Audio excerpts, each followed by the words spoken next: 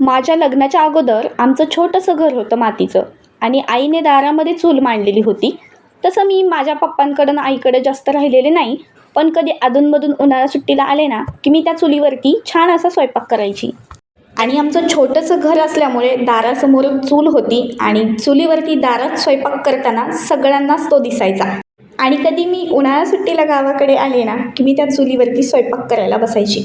ज्यावेळेस मी चपात्या, भाजी, भाकरी काही करत असायची ना, त्यावेळेस येणाऱ्या बायका माझ्या स्वयंपाकाकडे एवढ्या बघायच्या, मग ते मला लाज वाटायची, कारण सगळे येणारे जाणारे स्वयंपाकाकडे बघतायत आणि आपण सगळ्यांसमोर स्वयंपाक करतोय, थोडंसं कुठेतरी अनकम्फर्टेबल वाटायचं.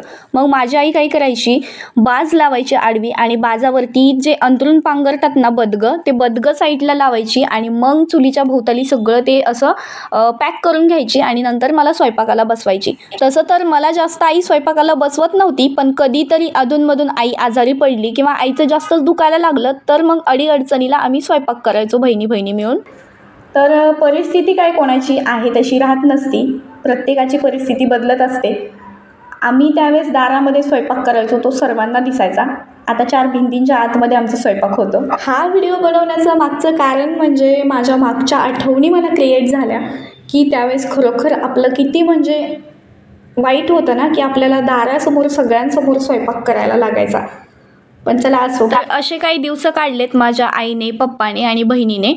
पण मी त्यांच्यापाशी नव्हते, कारण मी लहानपणापासून माझ्या मामांनी माझा सांभाळ केला. माझं शिक्षण मामांनीच केलं, प्लस माझं लग्नसुद्धा त्यांनीच केलेलं आहे.